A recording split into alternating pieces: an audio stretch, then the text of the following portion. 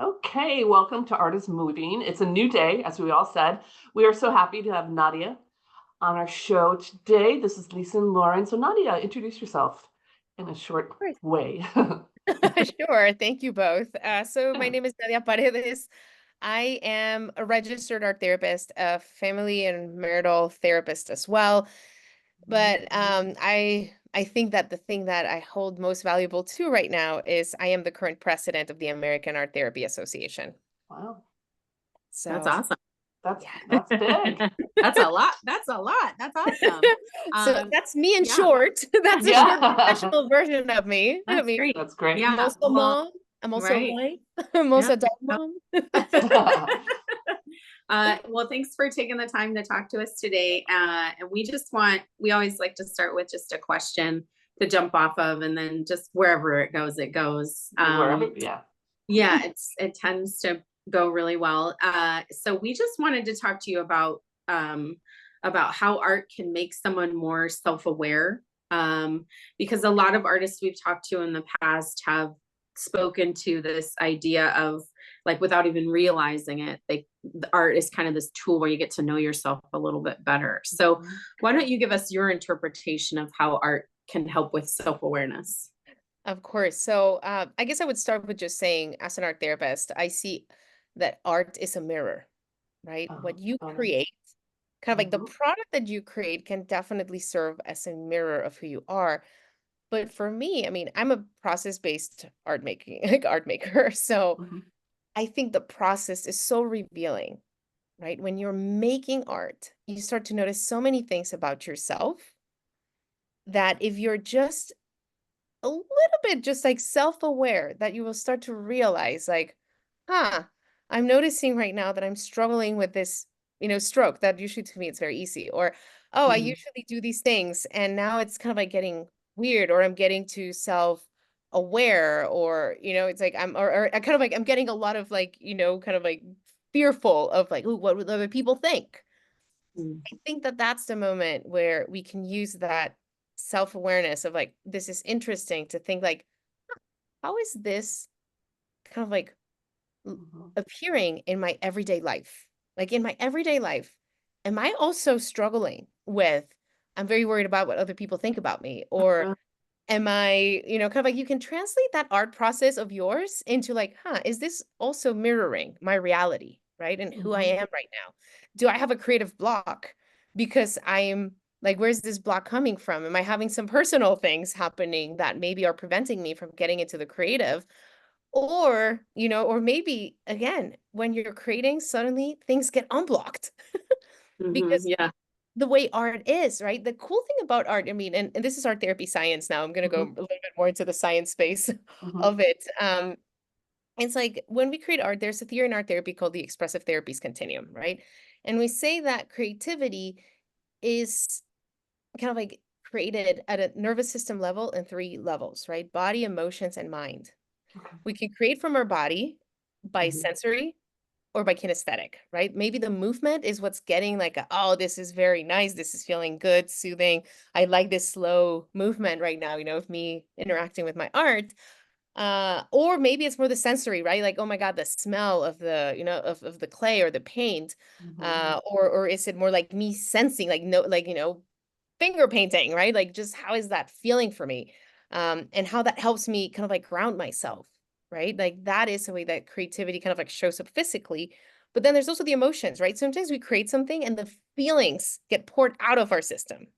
Mhm. Sometimes by just ourselves just putting the emotion out there, it's just nice, right? When you're just like, I'm feeling so angry, or I'm feeling so resentful because of historical things that are happening around me, right? You paint and you create, and then that anger is out of you. Like suddenly you're like, okay, it's not, I'm no longer holding on to this inside Mhm. me. It's out there. Right. Or there's also that other part of like just creating, for example, repetitive patterns is soothing. Like if Mhm. you notice, Mhm. like if you're a scribbler, Mhm. you're probably using art to self-regulate your emotions, right? If you're like, Mm. in a meeting and you're like painting away, or you're just kind of like creating something on the side and that helps you concentrate, that's you using art to self-regulate and be able to actually think, right? So whenever Mhm. teachers tell me like, don't get just like kids don't have to be distracted. I was like, on the contrary, they're actually focusing, like they're actually being able to focus and listen to you because the emotions are being put on paper. And then we Mhm. have that, again, that third level, the mind. And in that space, what we do is that, we have ways to express ourselves that are symbolic, right? Like for example, an emoji. Emojis are kind of like, we all know what they are. If I send you a sad face, you will understand what I'm sharing, Mhm. right? And then there's also that other aspect of creating symbols where you're like creating metaphors for yourself, right? I mean, we could see that in poetry of Mhm. like, I feel like the wind is lifting me from the ground, Mhm. right? Like I'm telling you exactly how I feel, but not, not really telling you how I feel, Right. or not kind of like very concretely. So because of all those things, art and creativity are a holistic way of connecting with yourself. Because again, you're engaging all of your body, all of Mhm. your soul, like of in your mind, your emotions. And that's why it's so important. Like that's Mhm. where it gets to oh, this is how I self-explore. Because this is literally me being my whole self Mm. Mhm. with So, this. right. So you're saying that the magic of art, well, one of the many magics of art is that it's engaging your mind, body, and emotions at the same moment. Yeah. Oh, and I Yeah. forgot to say also spiritual. I mean, that Mhm. again, it's Right. like, that depends on, on what are Mhm. your belief systems, Yeah. but definitely also spirit, right? Like Right. also your Yeah. whatever your conception is of soul, spiritualism, higher Right. beings, all of that, right? Like I think that it Yeah. is so present. Like I was in China, I just returned Monday, and Wow. it's amazing to see the Mhm. way they make art because there was a lot of spirituality present in their creations. Mm. Like I went to a concert and this musician, he explained to us that he's like, I put this instrument, the ruan, which is a very ancient like musical instrument in China. He's like, I put it in front of the Buddha and kind of like just, told him to guide me, that I would put his word forward to everybody through this Wow. Yeah. instrument. And then he showed us this is the instrument, right? That I put in front of this statue. And honestly, like he told us this after the concert ended. Like he had like a Q&A with the public. And honestly, I was amazed. Like the entire concert, I was just fascinated that this music felt so out of earth. Like it was just so completely, I was in this space of relaxation that I hadn't experienced in years, where I was like so relaxed, so Wow. not this moment. Like it was just Right. so, again, and when he explained that, I was like, absolutely, like this was a spiritual experience, right? That we were hearing prayers happening through song, right? And it was just being very present in that moment. So I definitely feel like there's that component of, again, right? Like he's using his fingers to move, right? Like create this kinesthetic energy in combination with, this instrument. He also said that he attunes a lot with the public's energy, kind of like, how he Mm. sees the public feeling. So there's Yeah. that emotional connection, right, to the other, to yourself. Yeah. And then Yeah. there's him connecting to a higher source, Right. that he's like, I'm just going to channel whatever the source wants to share with all of you. And then we Right. went into a cognitive space of like him processing this for all of us, right? Or he was like, Wow. Yeah. "What happened Yeah. to all of you?" And we were all like, this is amazing. This is Wow. magic. That's the Yeah. power of art. That's amazing. I have a kind of an intervention about being self-aware. So after this historic tragic thing happened in my paradigm, um, I said I'm an artist, I'm an arts and healing artist, right? And that's my whole life. I didn't want anything to do with art. I'm like, I don't want any more. So what do you do then? Because we're talking about the power of art, but at that Yeah. moment in time, I was like, fuck it. I'm sorry, I can't swear, but what, how and you're Yes. kind of getting me back to that space, but I think a lot of people might be feeling that, Oh, like, Right. No, I'm actually on the same page as you, Lisa. I'm like, it's like ins inspiring me to think about what about someone who, like, how do you do it? You know what I mean? Like, it's because, the three of us here have experienced what you just talked about, right? right, You just right, experienced it for the thousandth time in your life when you traveled. right, And we know what art can do, yeah. but what if you're someone who's like, no? How do we get people to how do we get people to give it a try, because we know that the world would be a better place if everybody was using art as a way to get to know themselves better. Mm. What I a was like, challenge, right? what a challenge. I was like, it's a challenge that I enjoy a lot. The work that I do with like communities, I enjoy working with people who tell me I'm not an artist because I'm like, Mhm. oh my God, come on, take a Come on seat. in. Yeah, yeah, Let me yeah. show you the power of this thing that we do. But first, I will address like the first question, kind of like, when you go into this funk of, Yeah, I don't want to create, like right now, yeah. I think that collective feeling, because I was absolutely with you. Like, yesterday, I was like, I don't want to create, like, screw this. I was like, I can't.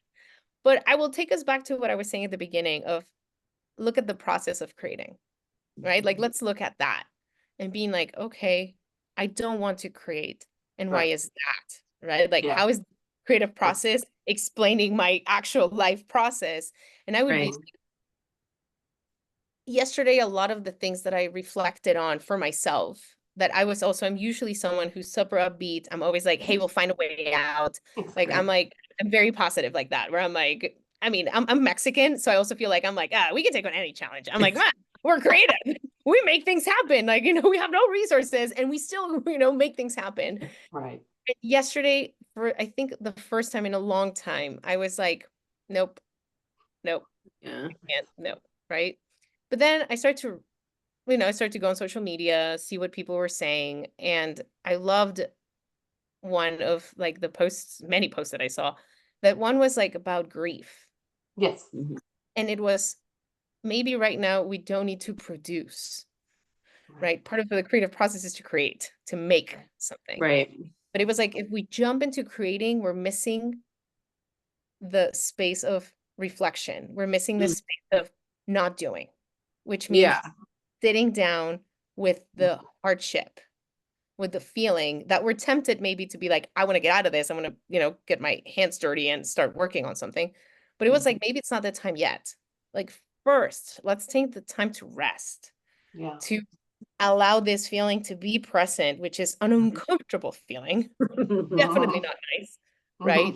Because it might be a mix of a lot of uncomfortable feelings, right? Yeah. Because I don't think they're bad feelings or negative feelings. I do want to highlight, as I guess a therapist, I'm like, hey, they're just uncomfortable. Yeah, yeah. They serve a purpose, right? They have a purpose. Right. The purpose of anger is for us to set boundaries, right? For me yesterday, my feeling was sadness. And Mhm. sadness is a feeling that invites you to reflection, that invites you to slow down, Yeah. to think, right? To Mhm. just think about like, okay, why, going back to that self-awareness, like, why am I so sad? Where is this sadness stemming from? What is this sadness trying to tell me, right? About Yeah. myself first, right? Before I have to figure it out for myself before I figure out for the rest of the world and what Right. we can do or cannot do, right? Yeah. So I'm just gonna jump in here because I know Lisa pretty well. And I'm gonna say that I think like the desperation comes from because I mean Lisa is a helper and she's a healer Mhm. and she wants to right. And so as I think artists do that, right? Artists are deep feelers. And so we don't just feel it ourselves, but we feel the entire world.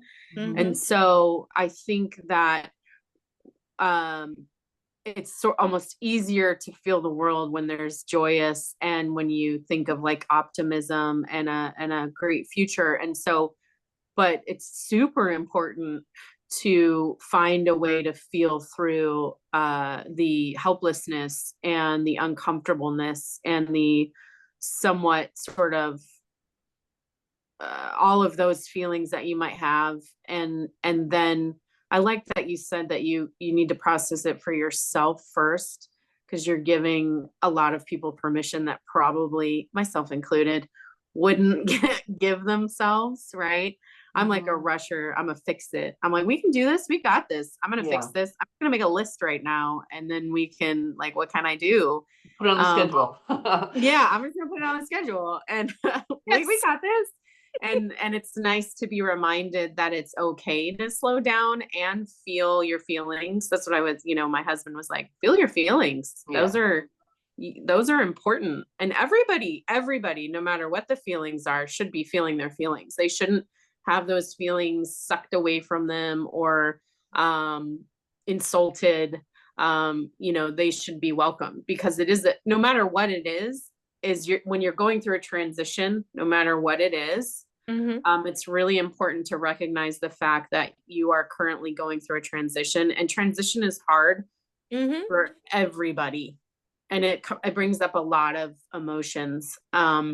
So Yes. this reminds me of a conversation we had in the past with someone, and we were talking about tulips versus potatoes. And I feel like you need to become a potato right now, because it's like the potato takes a while, and the potato is slower, and the potato, right? But the potato has lots of nourishment after it sits over winter, right? And then maybe we could get to the tulip stage of beautiful production, but right now maybe we're in a potato stage. I like that. And I want to add to that. Maybe we could talk about grief.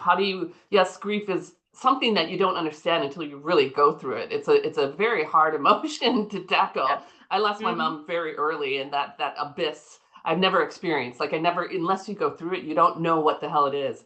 So I think right now a lot of people they're feeling the grief. There is a transformation. There is a transition. How do people deal with that via art? Yes, reflect, be the potato, as Lauren said, but how maybe give some art therapy tools for people. Like how do you identify grief at first? It is sadness, and then reflect. Or anger. Or anger, right. Yes. Or anger. I was like, it can be sadness or anger. I mean, at first, when we talk of grief, I think we have to understand first we're maybe in a state of shock, right? Like maybe you're like, I'm not reacting, I'm numb. Yeah. Right? It's because it's the emotion, again, it's going to be so big that your body just goes like, sorry, we're not experiencing this at the moment. So if you feel like you're like, I'm not feeling anything, but literally anything, that you're like, I'm numb, I'm not angry, I'm not sad, I don't know what I'm feeling. That would be the first stage of like, yes, normal shock, right? Of like, I don't know what this is. Because basically grief is about helping us adapt to a new reality without that thing that we lost, whatever that thing is. Can be, again, a parent, it can be a belief system, it can be, again, so many things, right? It can be a job. It's like there's many ways that we lose things.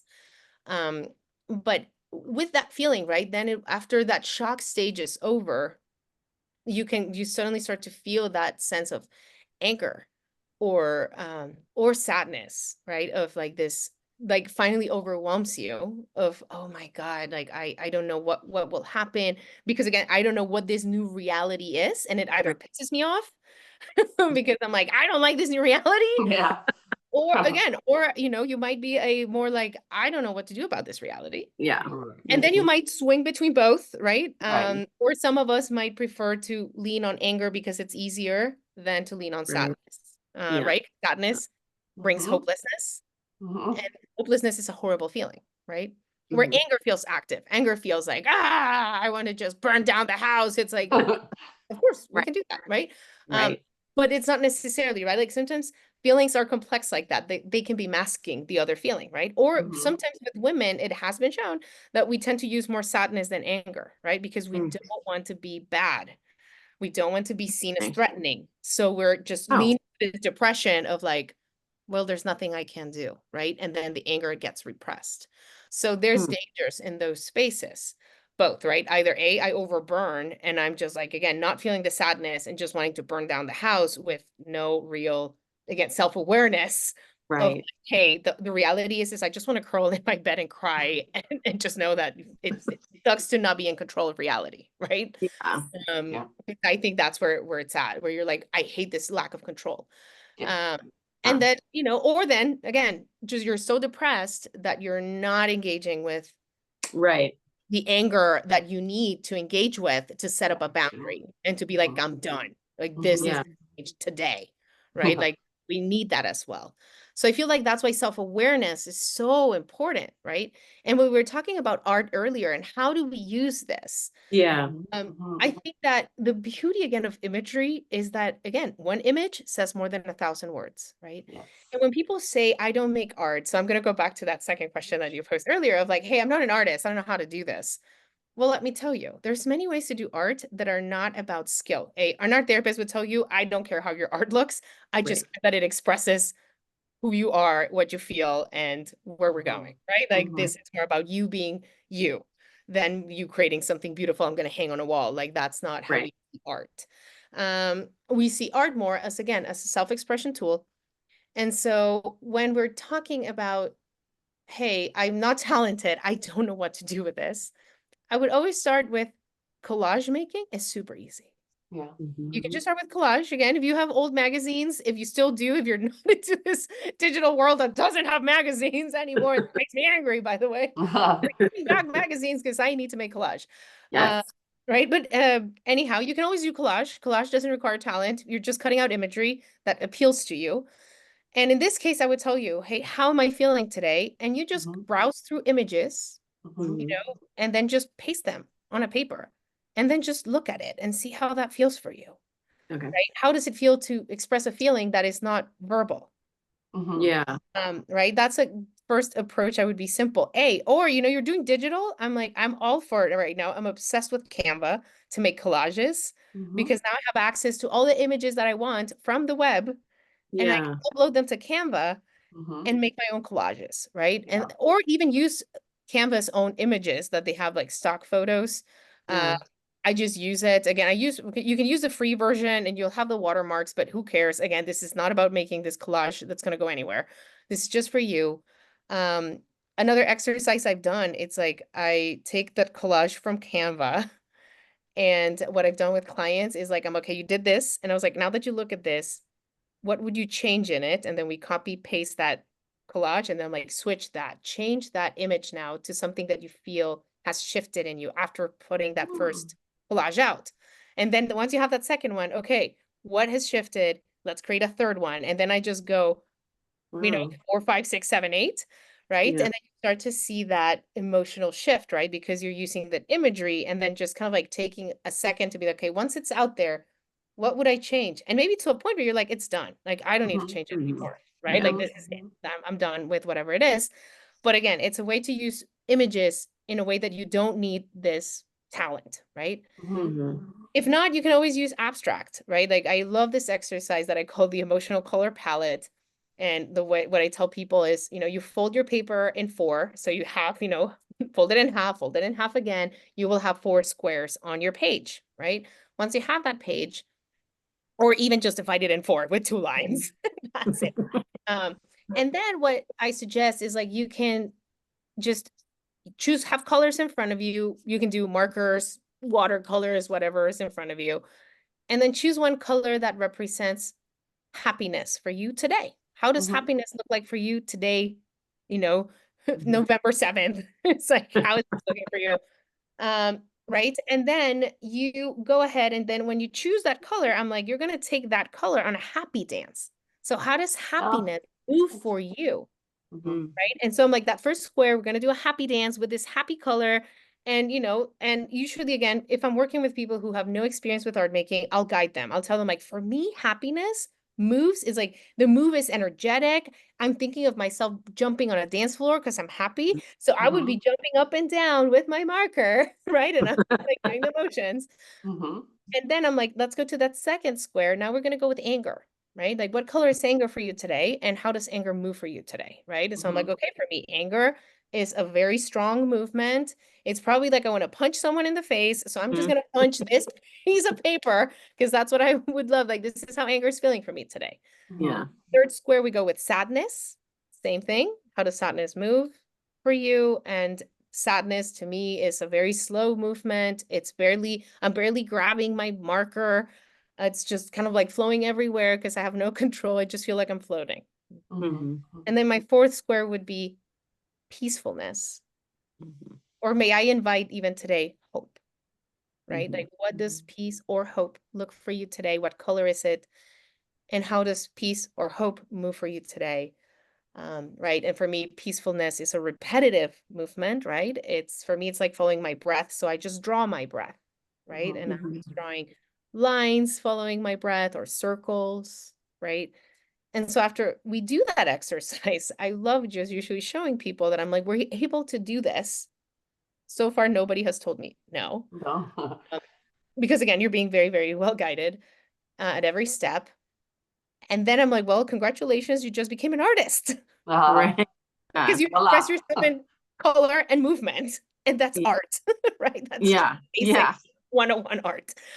So I think that, if we're again trying to cope right now as creatives, as artists, and we're feeling like maybe I'm not like creating my own type of art that I usually do, but maybe I can engage in a smaller art exercise that is not Mhm. about me doing my own art, but maybe just about, again, let me just do a collage about how I'm feeling, right? Just to Yeah. check in on myself, not with the idea or intention to, again, to produce, but just Right. be Yeah. mindful of self-awareness. Where am I right now?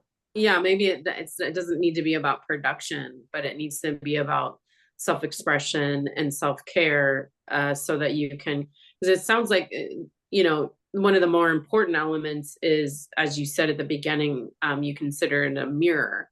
And so it seems like it's a constant conversation that's having, and that's sort of, that's one of my favorite aspects of art, is that, even art you don't make, you can stand in front of and have a conversation with, or it'll say something to you without you being like without you being aware that anything was going to happen, when you just walk by, and it has an impact on you. Yeah. And You know what? You made me so, think of, yeah. now that we're saying, like, I didn't want to create yesterday, right? Like, Yeah. I didn't Mhm. either, but I noticed, and then that's the other part of art, right? What do we consume as artists? Yeah. And maybe right now is the time to consume other people's Mhm. art, right? Yeah. Yeah. We seek Yeah. Mhm. comfort in a poem. There's this beautiful monologue by Ethan Hawke about Mm. creativity. I Yeah. love that. I listen to It's that like all the time. Oh my Yeah. God, me too. I love it, right? And I love when he Yeah. says that, like, we don't look at art until we're feeling deep feelings. Right. When something deep happens, that's when we turn to a poem. That's when we look for Mhm. a song. When we're so in love with something, we're like, I can't, like, when my feelings are overwhelming for me, I'll naturally turn to the arts to feel that connection to the other, of like, I'm not Mhm. the only one experiencing this type of experience, Yeah. be it Yeah. intense or be it beautiful and and just a passionate moment. I think that we can also use this space to maybe, again, help spread the love of other artists, right, who are now Yeah. creating all these things. And maybe we just kind of like sharing that, like, that is already you engaging in creativity, right, of really helping elevate the voice. I know yesterday I feel like I calmed down after I found the one image. That's why I went on social media, because I was like, look at all my artists. Let's see Yeah. who brings me this sense of making sense of the world right now, of what I'm holding. Because also for me, it was holding space as a leader. And what does that mean? Right. Mhm. And then I found this image of Pooh hugging Eeyore. Oh. Oh. And it just said, like, I actually I will just share it because I just love the way it was worded. It was just so simple.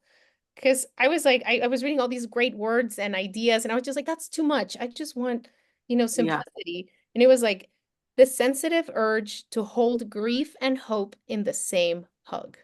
Oh. Yeah. Oh. Right. I think I mean, I can totally understand why you stopped on that one, because I think that yeah, it's almost like, being able to find the space for your feelings, I think, can be so tough sometimes when things feel overwhelming and too much. And that is the power of art, right? Is I feel like the art is a way of almost creating a whole nother vessel for you to contain everything. It I don't know, maybe it helps you get things. I mean, I know it helps you get things out of your body, but I feel like it also makes more room inside your heart and your soul and your mind for everything that you're currently dealing with, or that you're carrying with you, because we all carry all of our experiences with us throughout our lives, I think and yeah, so where I'm going with it, wait one second. I like the yeah. idea of like the self-awareness is really about expression. And when you're talking about emotions, I think a lot of people are fearful of their emotions. They don't want to feel them, especially, they don't want to feel grief. They don't want to feel fear, but it's within you. And I think when you're talking about that exercise, when you get it out of you, you can look at it and go, that's not so bad. That's not like Yeah. it's like anxiety, if you put it out on a paper and you're like, what, we used to do the little, what was that? The little troll. We used to do workshops and we'd have people draw their inner critic, right? Yeah. And what does that little guy look like? You know what I mean? And usually he's really small and he's really like non-threatening, but somehow in our imagination, we blow it up. So it's really about releasing, being self-aware, releasing that emotion and going, oh, you're not so bad. You know what I mean? So I feel like it gives you like and maybe it is, maybe it's that it's like the middle person. Art becomes the middle person between your like front self, your conscious self, and then that other self that's a little bit scared and so or mad or like just big, right? No matter the feeling. And so you can have a conversation with it safely, like you were saying, Lisa, because if you get it out and you put it on paper or you collage it or you find an image that sort of represents it in the moment, then you can stop and take a breath and then you can have a conversation with it. And then you can continue down that path. I just like, yeah, go ahead. I was thinking like, what you were both saying of like creativity is kind of like a less threatening way to deal with the emotion or to deal with the difficulty, because it's a buffer, right? It serves as this like it's a distancing way to express something, even just thinking about it like symbolically, right? Like if you're like, I can't connect to this, but if I transform it into something else, if it's now a figurine, then it already is less threatening. It's already, and it can be also an engaging and fun process in creating this. So that also already is decreasing that sensation of like overwhelm that can feel being in the self. Yeah. Well, I think what you do is you take that step, out of the unknown, right? Because when you're feeling lots of feelings all at the same time and they're intense, you feel out of control, like you mentioned, right? And so then when you add an art break in there, right, or some sort of process in there, then you can take that step and for me, I become more curious as opposed to fearful, right? Because then you're like, oh, because you're always going to surprise yourself. Even like Lisa and myself, right? We do it all the time. And even when I do an art break, I'm like, oh, I wonder why I did that. And then you can just kind of go down that where you're asking questions rather than, I think it's like you become more curious instead of judgmental. You know what I mean? Like you're not judging yourself like for overreacting or being too sensitive or just because we always have outside things coming in, and so this allows, I think maybe it allows you an opportunity to really have a quiet conversation with yourself, right, without outside interpretations coming in, but I still and just like you were saying, like my favorite people are the people who are like, no thanks. And so it's like, I really hope that after listening to this conversation, people are more curious about what it might do for them. And I think your two exercise suggestions are really kind of easy to dive into. Even the one where you search for an image that represents how you're currently feeling. I love that dive into the art world, because you might discover an artist you've never even heard of, or a song or a poem or a story or something like that. Yeah. Like what we consume, right? As I mean, just going to an art show right now, it's like I feel like just having that sense of connecting with the others, right, who are at the same show, it's already showing that we have some sense of connection. And when we're going through difficulties, I think that there's so much power in community, right? Of like really just being with your people, just being with where you're like, I just can be right now, and we can be together. I think that there's that power, right? Because of that symbol that the art represents, right? And it can bring us that, again, self-awareness of who we are, right? Of you know, when you see those art pieces, it's usually not about the artist also, right? You will come in and project all of these things. Yeah. And maybe the creator is like, yeah, that was not my No. intention. No. It was like, no, that was not what I was creating, but okay. That's actually one of my favorite things to do is like, I never figured out how to do it, but I always dreamt of sort of being a fly on the wall during like, so that I wasn't in the room when people were looking at my art, because they didn't want me to add that extra sort of interjection of what it should be about, you know, because I love the idea of someone coming in and telling me what my work is about, because that's what it's about, right? Whatever you're currently experiencing is what the work is about, you know. The art is a mirror, right? So if it serves as a mirror, it can be a mirror of the creator, but also of the witness, like of the witness of the creation, right? Of like, oh, what do I need to see right now? And I might see some imagery and it might represent for me something very different, right? Because of where I am. I mean, even there's, you know, art that you probably love that you see, and depending on how you are, it'll have a different meaning. Oh, for sure. Yeah. Art that you create, even yourself. And that's a Yeah. self-awareness that I love about, you know, just having art be part of your journey to express yourself. Because I love art journaling. So for me, it's like art journaling. I've studied and researched a lot as an art therapist because I think it's a great process to document your life. But the cool thing is that you go back to art and you find new meaning in it, where you're like, oh my God, back then I did not see this. And it was clear, so clear. And I could not see it back then, right? Or which doesn't happen with a written journal, because with a written journal, it's written. It is what it is, right? Yeah. And maybe I may find some other interpretation, but I feel with art, you always get that surprise of like, I expressed this thing I wasn't aware of, right? Yeah. And now I am aware, or now I'm able to see it, right? And then that means that something changed in me. It means that something transformed so that I can have a higher awareness even of my own art. Or again, someone else's art where you're like, oh, I hadn't seen it through that lens, right? Of if again, if I see whatever art show, I will have my thoughts about it. But then, you know, there's art that I didn't appreciate. And then now I fully love and appreciate, right? I remember going young to like Bilbao and going to the Guggenheim Museum and being like, what is this? This is so dumb art. Anybody could have done that, right? I was like, a kid could have done this. Right. And I'm going back 20 years later as an adult, and I loved it. I was like, oh my God, the power of like expressing and being and existing and showing us the dimensions of what art can mean. And right. So I feel like I would be probably kicking my adolescent self like, shut up. You're a teenager. I love it. I love it. It's all about like activating your own inner art therapist, right? That's what we're talking about. And it seems like a really safe space. If art is your mirror and art makes you more self-aware, it's not like it's, for me, it's not scary. But for that person who thinks it's scary, I think we need to give them some words of wisdom as they're activating their own inner art therapist.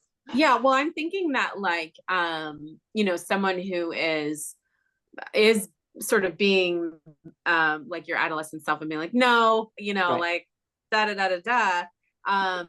First of all, I would try to convince that person to go to their local art center or museum and just walk around and stop at something that calls to them, right? And attempt to have a quiet conversation with that, you know, in their mind. I think that could be like a good first step for folks that aren't even willing to put pen to paper or crayon to paper. And if you're not willing to do that, then maybe go outside. You know, if you're too fearful of going to an art center or an art museum, or don't have access to one, then go outside and, you know, turn yourself in like a circle and stop at the thing that you know, gives you the most attention or just calls to you the most, and look at it for longer than you usually would, right? Because I feel like that's when you can kind of start having a conversation with something. And it's that why question that you were asking before, like, why did I stop here? What is it about this, you know? And then just start the conversation there. I feel like those could be two good sort of steps towards, and then I would please at some point get a paper and Yes, and actually start. create something. Yes, create. You know what? Actually, there's research. You Mhm. know, so because so art therapists, for those of you who are hearing and don't know, it's like so art therapy, we're a regulated mental health profession and we're trained in psychology and then we're trained in art. And so we kind of like have both worlds, right? So we do a lot of, again, like there's science behind a lot of what makes an art therapist an art therapist. So we navigate, again, two worlds that seem opposing, but in our world, they're not. And so that's a funny part about our profession. But I think that, it's like research shows that if you go to a museum, there's an experience and you change. Done, right? Like we've all done it. But when you make art, after that experience, like after the museum, if you're like in a museum, invites you like, hey, make some art about like response art about like what you just saw. How do you feel? How did this thing? Then it showed that 40% of attendees had a higher impact of what they experienced in the museum. Like this will be an experience that will stay with them for a long period of time compared to just going and being like, Right. like I went, I know, to the Holocaust Museum and it was impactful and wow. And then I left, right? And maybe, the feeling stuck with me for a week and then I was out of it and then moved to the next thing. A week is even a long period of time. Yeah. However, if you invite to like, hey, let's sit down. Like, how do you think? How did this make you feel? Let's express it on paper. Then there's that sense of like, oh, let me sit down with this information. Let me hold on, particularly in a world where we are all like living in 100 miles an hour because Right. technology is rushing us to go 1,000 miles an hour. Hold on a second. Go to again to a local museum, engage in something that you've never engaged in, and just sit down with that experience. How was that for you? Right? How was it to go into the, I don't know, the Native American museum, history museum, right? And sit down with like, indigenous art. And what do you think these people were experiencing when they created that? What does that art mean to them? What does it mean to you to see that art? Right? And just sitting with it for a little while, just to really, again, gain that self-awareness of what does this experience mean to me? Yeah. Then I can take that, right? Even going to the Natural History Museum, like you don't need to go to an art museum again if it's too threatening. Just go and look at that dinosaur gigantically in the middle of the room. And what does that mean to you? And what feelings does it evoke in you? Does it bring you memories of your childhood loving dinosaurs, right? Or does it bring you memories of you going to a field trip and like looking at the guy that you kind of liked and or the boy that you were like into and just like, hey, it's like, I remember that, right? Like it brings me those memories because we all have experiences in different spaces and just connecting back to how is that time for me, right? If I was again a prepubescent, like liking a cute boy, what was that for me like back then, right? And what could I tell this younger self of like, you're being so cute and and brave because you took the courage of talking to this boy and you talked about dinosaurs and it had an impact right on you because you took that courageous step of going for what you wanted, right? And just kind of like congratulating that little girl for doing that, right? For being courageous. So that can be even an experience of its own. And again, it doesn't have to be kind of, again, very creative. And if you feel again that you're like, I can't draw and I can take a paper, I was like, hey, just look for an image that represents it. Just go on your phone and Google an image of like boy meets girl or girl meets girl or boy meets boy. And, and see what image appeals to you that reflects that same feeling that you're wanting to express, right? Like allow another artist to mirror that for you if you're feeling at first that you don't, and then maybe copy it. Maybe you can do a little drawing, right, of it for yourself. But if it's too threatening, it's okay.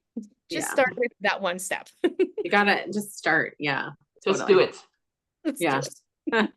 Awesome. Thank you so much for taking the time to talk to us today. Hey, no, absolutely. My pleasure. It's always great to talk to creatives. I love it. I feel home. I think it gives people a lot of resources too and tools. So thank you for that. That was awesome. Of course. Absolutely. That's what we're here for. Prevention. It's where it's at. There you go. And just do it. Thank you.